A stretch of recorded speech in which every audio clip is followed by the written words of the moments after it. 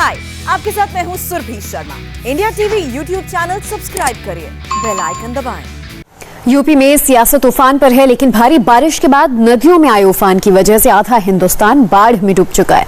मध्य प्रदेश और राजस्थान में हालत बहुत गंभीर है, क्योंकि यहाँ भारी बारिश का दौर लगातार जारी है। नदियां ओवरफ्लो हो रही हैं। बांधों के गेट खोले जाने की वजह से चारों तरफ पानी भर चुका है। अब सवाल यह है कि ये बाढ़ कैसे रुकेगी, क्योंकि ज्यादातर इलाकों में कई दिनों तक भारी बारिश का अलर्ट आगे भी जारी है।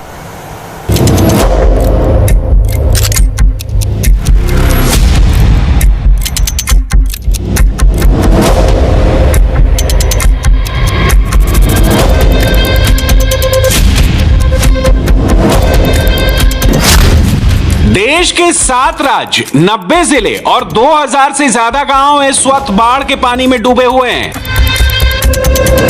बारिश रुकने का नाम नहीं ले रही है। नदियां खतरे के लेवल को पार कर चुकी हैं। बांधों के गेट खोल दिए गए हैं, इसलिए शहर के शहर और गांव के गांव बाढ़ में डूब चुके हैं। मकान टापू बन चुके हैं। सड़कें दरिया और शहर समंदर की तरह दिखाई दे रहे हैं। आधा मॉनसून गुजर चुका है और अब भारी बारिश का दौर शुरू हुआ है। नतीजा ये कि आधा हिंदुस्तान बाढ़ के सैलाब से लड़ रहा है। हेलीकॉप्टर से लेकर नावों की मदद से लोगों को बचाया जा रहा है, लेकिन सैलाब के आगे ये कोशिश बहुत कम पड़ रही है। सबसे पहले एक नक्शे की मदद से समझिए कि भारी बारिश किस तरह आधे हिंदुस्तान को डुबो चुकी है।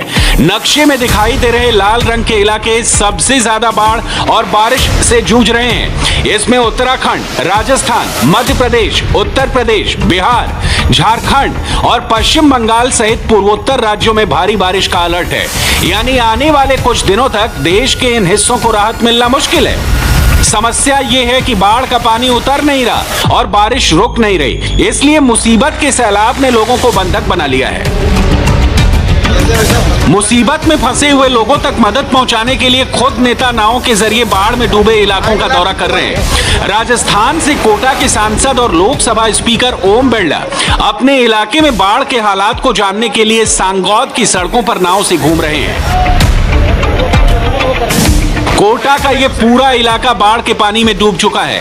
पानी घरों में घुस चुका है, इसलिए लोग बाढ़ से बचने के लिए छतों पर डेरा डाले हुए हैं। सवाल ये है कि पिछले कुछ दिनों की बारिश में कोटा का ये इलाका क्यों डूबा?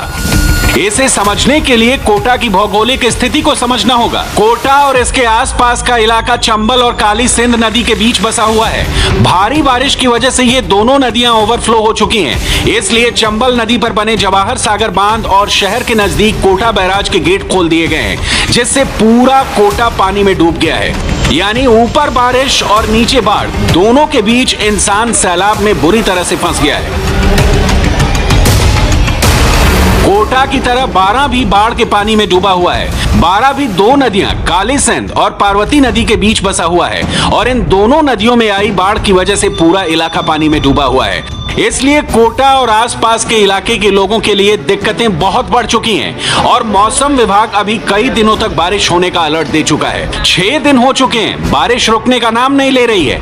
नदियां उफान पर हैं और डैम ओवरफ्लो हो चुके हैं। जिंदगी बचाने के लिए सिर्फ हेलीकॉप्टर और नावों का सहारा है। पिछले 24 घंटे में इस इलाके में 350 लोगों का रेस्क्यू किया गया है। बाढ़ में डूबे अपने घरों को छोड़कर सुरक्षित जगहों पर ले जाना इस समय सबसे बड़ी चुनौती है। जिस टाइम हम पहुंचे हैं तो यहाँ ये करीबन कम से कम 10 से 12 फीट यहाँ पे पानी था और सिचुएशन बहुत ज़्यादा क्रिटिकल थी। लोग वगैरह छतों के ऊपर चढ़े हुए थे और हमने लोगों को रेस्क्यू किया। जो लेडीज़ थे, प्रेग्नेंट लेडीज, छोटे बच्चे थे और यहाँ से 23 शिक्षक जो टीचर हैं वो फंसे हुए थे, उनका रेस्क्यू किया और 3 आदमी जो पेड़ पे चढ़े हुए थे उनका रेस्क्यू किया हमने सर। और हमने लगभग 75 आदमियों का रेस्क्यू करके सुरक्षित बाहर निकाला हमने। हालात तो ऐसे थे ना कि क्योंकि भीमसागर बांध के गेट खोले एक साथ, पूरे गेट एक साथ खोले, जो मेरे ख्याल में पहले बहुत कम खुले होंगे।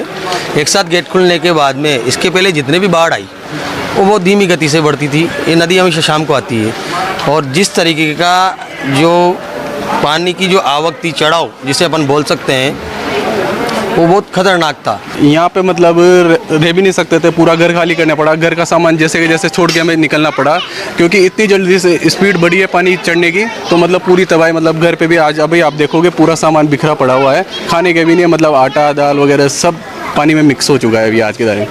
तो अभी तो केवल सफाई कर रहे हैं, खाली कर रहे हैं जैसे तैसे। पूरा नुकसान हुआ है, काफ़ी दुकानदारों का भी काफ़ी नुकसान हुआ है।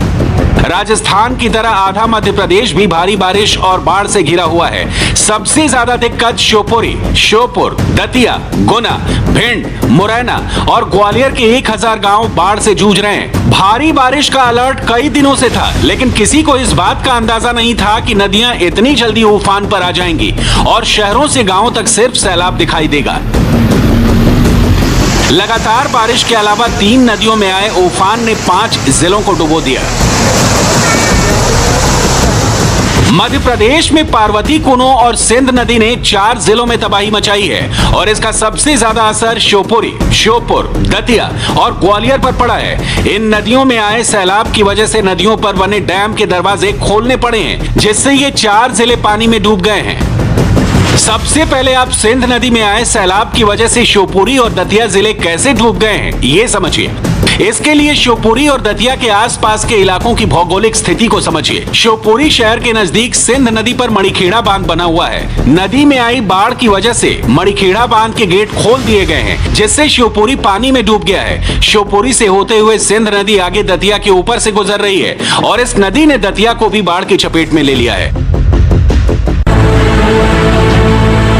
इसलिए जब तक सिंध नदी में पानी का लेवल कम नहीं होता है, तब तक शिवपुरी, दतिया और ग्वालियर इलाके में पानी की परेशानी बनी रहने वाली है। मौसम विभाग के मुताबिक इन इलाकों में बारिश का दौर कुछ दिनों तक जारी रहने वाला है, इसलिए लोगों की मुसीबत और बढ़ने वाली है।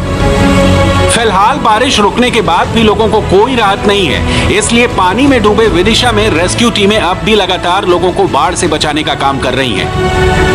मध्य प्रदेश में बाढ़ की भयावहता का अंदाजा इस बात से लगाया जा सकता है कि मध्य प्रदेश के मुख्यमंत्री शिवराज सिंह चौहान खुद कह रहे हैं ऐसे जो भीषण मंजर हैं उन्होंने अपनी पूरी जिंदगी नहीं देखे। ये देखिए आप, पेड़ जो हैं वो आधे से ज्यादा डूबे हैं। शिवराज सिंह चौहान के मुताबिक ऐसी त्रासदी उन्होंने जीवन में नहीं देखी, जब बाढ़ में इतने मकान और तमाम चीजें जो हैं वो मलबे में तब्दील हो गया। ये सड़क है, अब सड़क कहीं नहीं दिखाई दे रही है। पेड़ जो हैं वो ऊपर तक जो है पूरी तरीके से भरे हुए दिखाई दे रहे हैं। अंदाजा लगाया जा सकता है इस त्रासदी ने मध्य प्रदेश के ग्वालियर चंबल इलाकों के साथ दूसरे जिलों में भी कैसी भयावह तस्वीर जो है वो दिखाई है। साफ तौर पर मध्य प्रदेश के मुख्यमंत्री एक के बाद एक कैबिनेट मीटिंग कर रहे हैं इन हालातों से निपटने के लिए, और 11 जो मंत्री हैं, 11 विभाग हैं, उन्होंने एक पूरा टास्क फोर्स बनाया है, जिसमें जो राजस्व विभाग, गृह विभाग, स्वास्थ्य, ऊर्जा, पीडब्ल्यूडी, पीएचई, जल संसाधन, शहरी विकास, ग्रामीण विकास के साथ साथ कृषि और पशुपालन विभाग भी है, क्योंकि खेती के साथ साथ तमाम पशुओं का नुकसान और तमाम घरों का नुकसान हुआ है। ये साफ तौर पर अंदाजा लगाया जा सकता है कि कितना नुकसान जो है मध्य प्रदेश में बीते दिनों देखा गया है। अशोकनगर और विदिशा में सैकड़ों लोग अब भी बाढ़ में फंसे हुए हैं, लेकिन रेस्क्यू टीम के सामने सबसे बड़ी समस्या ये है कि खराब मौसम की वजह से हेलीकॉप्टर्स को उड़ान भरने में परेशानी हो रही है। इसके अलावा 17 जिलों में भारी बारिश की चेतावनी है। मौसम विभाग ने 17 जिलों में बारिश का येलो अलर्ट जारी किया है। करीब 65 से 200 mm बारिश की आशंका है, यानी बारिश के अलर्ट से पहले लोगों को बाढ़ वाले इलाकों से निकालना इस समय रेस्क्यू टीम के लिए सबसे बड़ा चैलेंज है।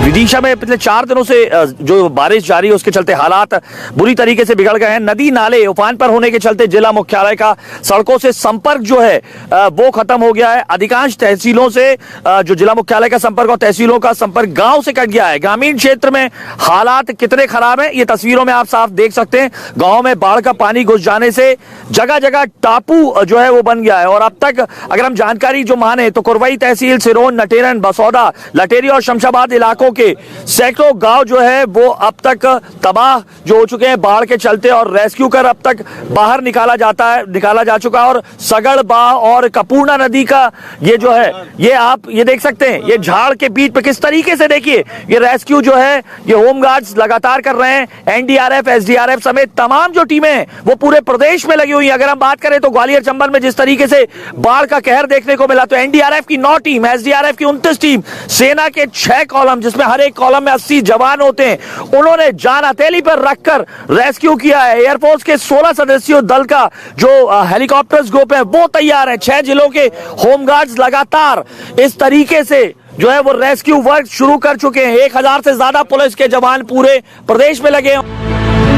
मध्य प्रदेश में रेस्क्यू टीम मांगने की जरूरत क्यों पड़ी है, इसे समझने के लिए आप अटल सागर डैम को देखिए। शिवपुरी में बने अटल सागर डैम को मणिखेड़ा बांध भी कहा जाता है। यहाँ के पानी निकासी के 10 में से 8 गेट खोल दिए गए हैं। पानी देखकर अंदाजा लगाया जा सकता है कि शिवपुरी के आगे कई और इलाके इसकी चपेट में आने वाले हैं।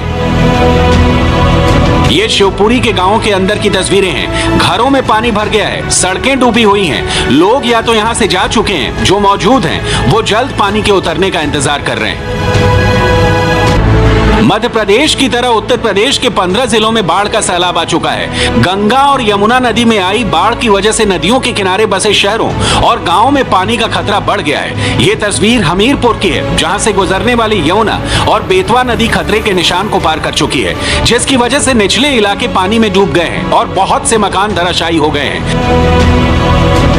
शहर में आई बाढ़ की वजह से सड़कें इस समंदर में तब्दील हो चुकी हैं। सैलाब में डूबे सैकड़ों लोग मदद का इंतजार कर रहे हैं। अब संगम के किनारे बसे प्रयागराज का हाल भी देखिए। प्रयागराज में गंगा नदी ने कहर बरपा रखा है। किनारे के इलाके डूबने लगे हैं। गंगा का पानी संगम के पास किले तक पहुंच चुका है। लेटे हनुमान जी का मंदिर डूब चुका है। गंगा और यमुना नदी का पानी किस तरह प्रयागराज को डुबो रहा है, उसकी एक और तस्वीर देखिए। सड़कों पर नाव चल रही है ताकि निचले इलाकों में फंसे लोगों को सुरक्षित जगहों पर पहुंचाया जा सके। हाय, आई एम सुरभि शर्मा। खबरों से अपडेट रहने के लिए India TV YouTube channel subscribe करिए, साथ में बेल आइकन जरूर दबाएं। जुड़े रहें इंडिया टीवी के साथ।